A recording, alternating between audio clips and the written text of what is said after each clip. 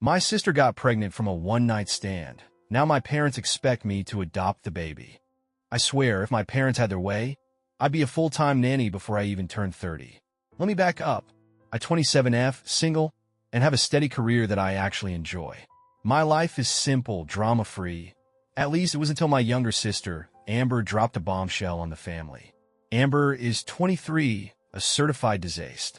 She's irresponsible and has never held down a job for longer than 6 months. She's had 9 different jobs since she was 18. She parties like it's a profession, hops between terrible boyfriends, and somehow always manages to land on her feet. Except this time, she didn't. Now, she's 5 months pregnant, and my parents expect me to raise the baby. From what I found out, it was a casual hookup, just some guy she met in a club. No name, no number. It was just a mistake. I found out during a family dinner. My mom set the whole thing up, and I should have known something was off because my parents never do family dinners unless someone died or someone's in trouble. We met at this Italian place in town, the one with the greasy red booze and waiters who've been there since the beginning of time. I showed up thinking it was just another forced bonding night. I was even in a good mood. Then Amber said, "So, I'm pregnant." Just like that. No lead up, no hesitation. She took a giant bite of garlic bread, barely even looking at me as she said it. Like it was a casual thing, like she was just telling me she got a new tattoo or changed her hair color. I choked on my water. "You're what?" I turned to my parents, waiting for the inevitable explosion. But instead of flipping out, my mom smiled. "We've already talked about everything," she said. "We have a solution." I assumed she'd give the baby up for adoption, maybe find a family that could give the kid a real chance. That seemed logical. But my parents? Oh, they had other plans. "It just makes sense, honey," my mom said, clutching my hands like I was supposed to be honored by this wonderful opportunity. "You're responsible, you're stable, and you've always wanted kids someday." Someday. Not now. Not like this. Absolutely not. I told them, shaking my head. "I'm not raising Amber's kid." My dad nodded like this was the most rational idea in the world. "It just makes sense.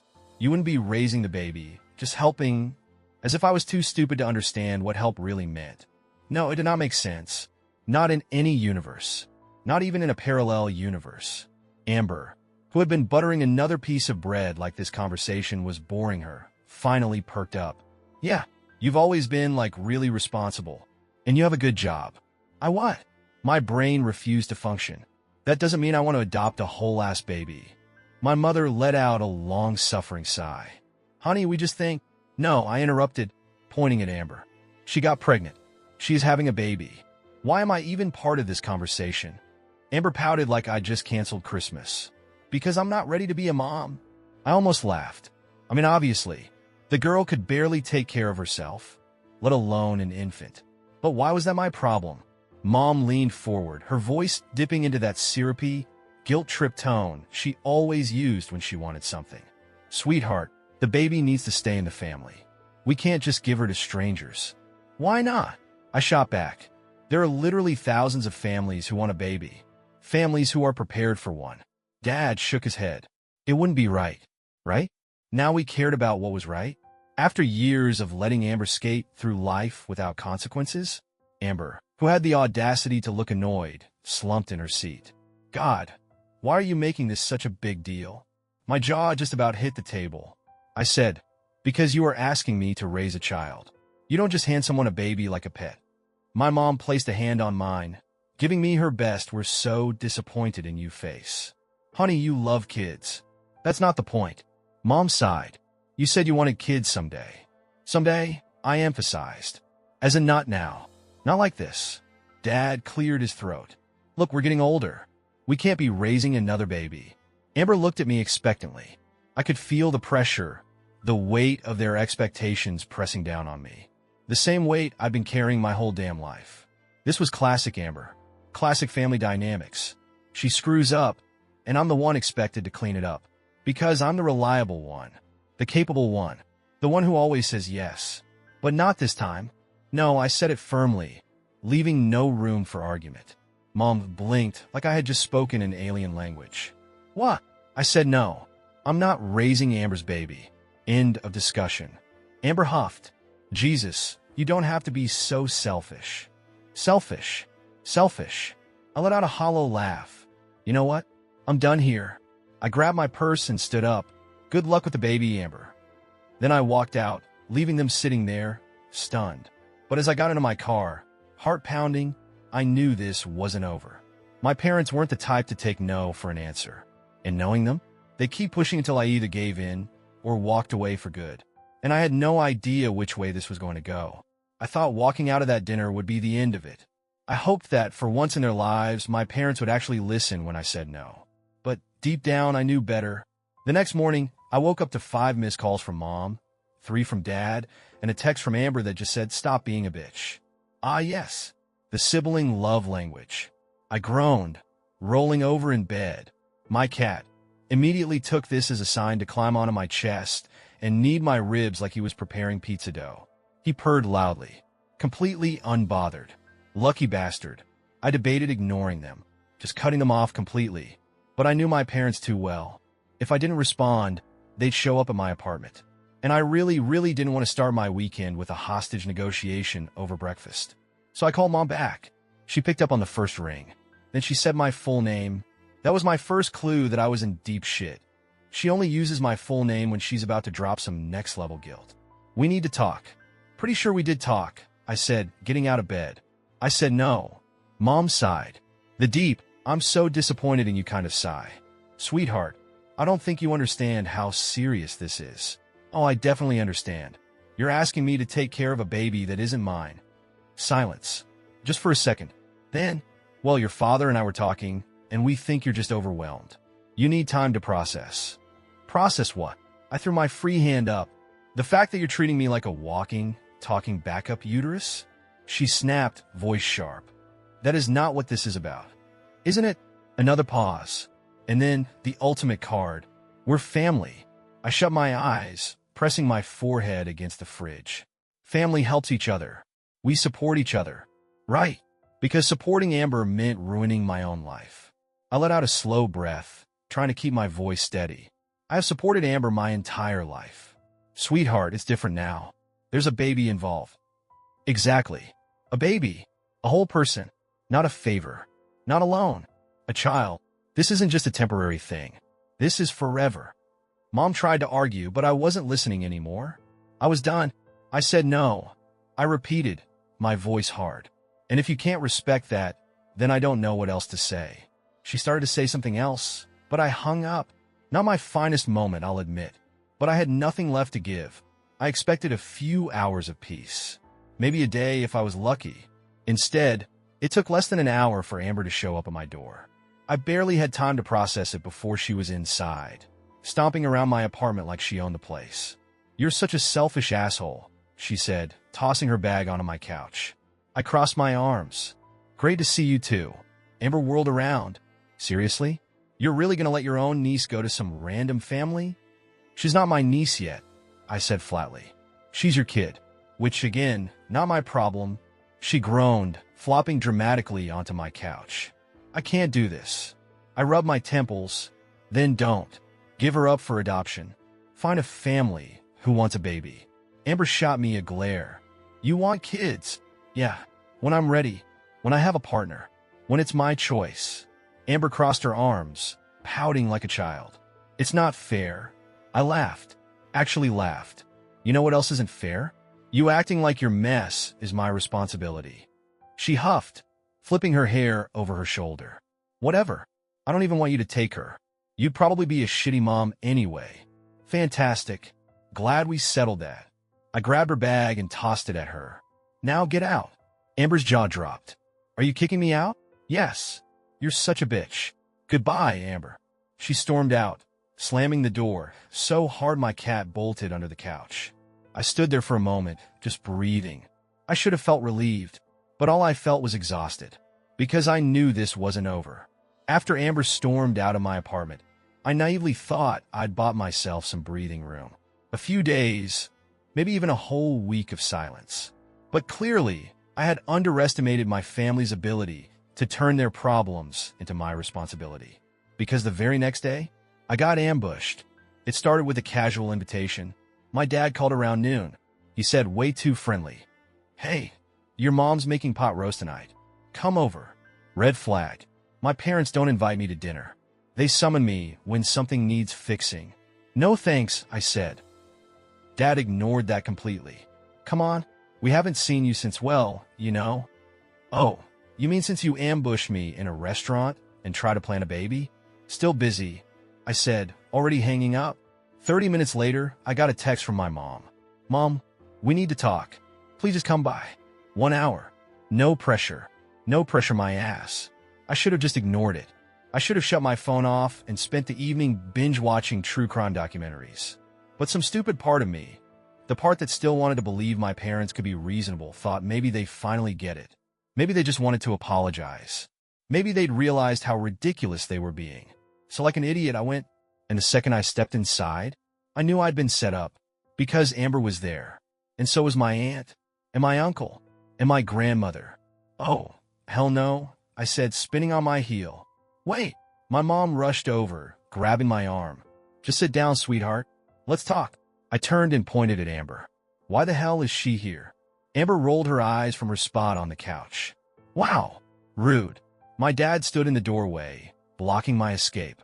Sit down. Just hear us out. I said, this is an intervention, isn't it? Aunt, the unofficial leader of family gossip, clasped her hands together like she was about to start a prayer circle. Sweetheart, we're just worried about you. I blinked. You're worried about me? Grandma nodded. You're making a mistake, dear. I barked out a laugh. Oh, I am? Funny. I thought the mistake was Amber not using birth control. Amber gasped. Wow, you're such a bitch. I turned to her. And you're a grown-ass woman trying to dump your baby on me. Uncle, who usually stayed out of family drama, cleared his throat. We know you're scared.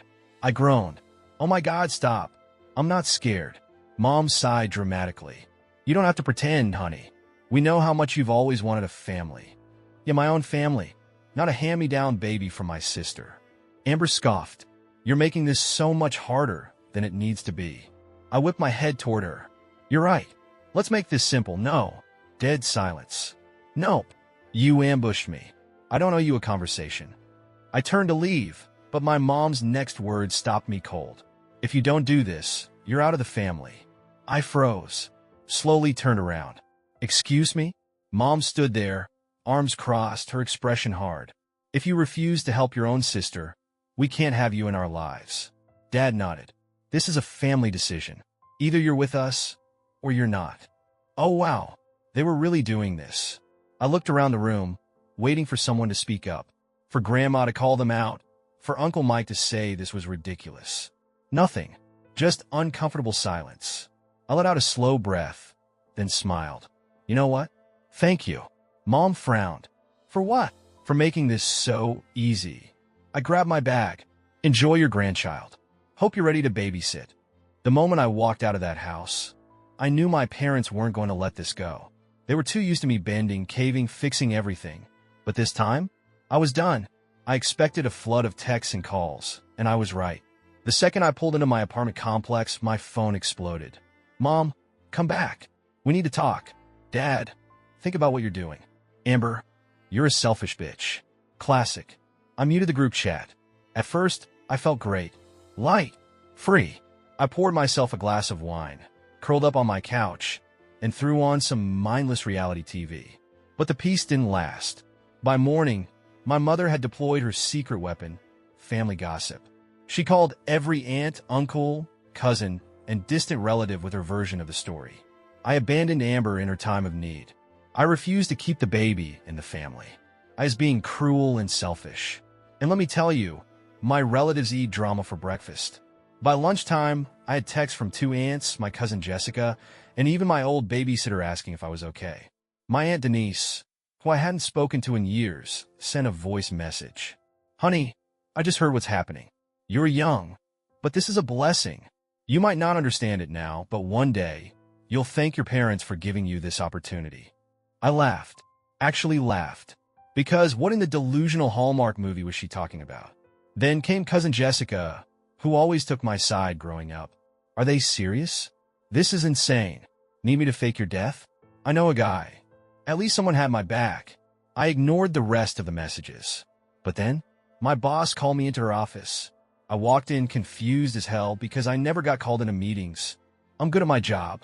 I do my work, I meet deadlines, and I don't bring drama to the office. Close the door, she said. I did. She folded her hands. Your mom called. I nearly choked on my own spit. I'm sorry, what? She sighed. I don't normally involve myself in employees' personal lives, but she left a voicemail. Said you were going through something big and might need time off to process. My hands clenched. Are you kidding me? She also mentioned something about a baby. I groaned, rubbing my temples. I don't have a baby. She raised a brow. Not my business. But if your mother calls again, I'll be blocking the number. I let out a breath. Thanks. And sorry about that. Not your fault. She gave me a small smile. But maybe warn your family not to call your place of work? Oh, they were getting warned, all right. I drove straight to my parents' house. I was livid. It was one thing to drag my name through the mud to the family, but calling my job? I stormed up the driveway and knocked hard. My mom opened the door with a too innocent smile. Sweetheart, have you changed your... Did you call my boss? Her smile faltered. Oh, well, I was just worried about you. Are you serious? I stepped inside, voice rising. You're trying to pressure me into adopting Amber's baby, and now you're sabotaging my job? Dad walked in, crossing his arms. We were just trying to help. I laughed. No, you weren't. I turned to Amber, who was sitting on the couch eating popcorn like this was entertainment. And you're just letting them harass me. She shrugged. Not my fault you're being difficult. My blood boiled. I turned back to my mom. Listen to me very carefully. If you call my job again, I will block your number. If you send people to harass me, I will go no contact. Do you understand? Her face paled. You wouldn't. Try me. Dad stepped forward, voice low. Don't threaten your mother. I stood my ground. Then respect me. Silence. And for the first time in my life, I saw it click. They realized they were losing me. I turned to leave, but before I could reach the door, Amber called out. I hope you know you're going to regret this. I walked out. I blocked Amber's number. Ignored my parents' texts. Told my boss that if my mother called again, she had full permission to report it as harassment. And for a few days, things were quiet. But then, Amber did something I never saw coming. I thought cutting off Amber would be the end of it.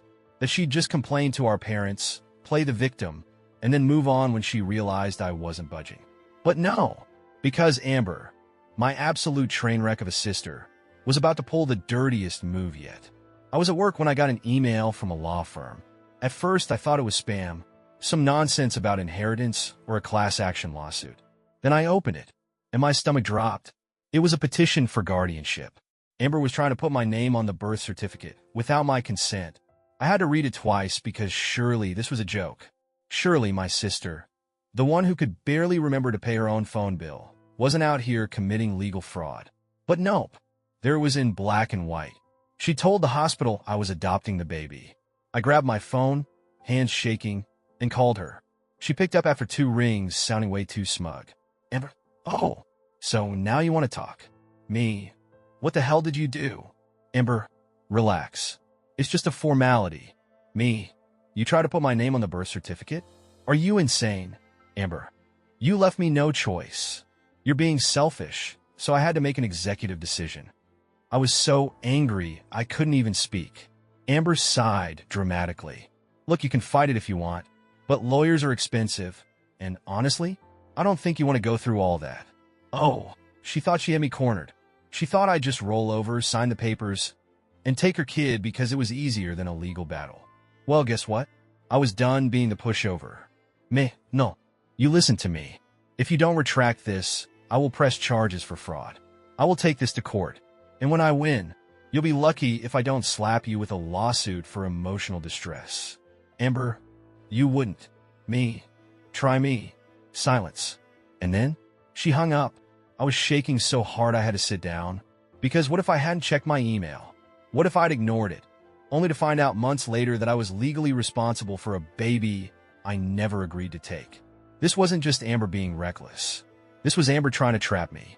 And the worst part? My parents knew. I called my mom next, my heart pounding. She picked up, acting clueless.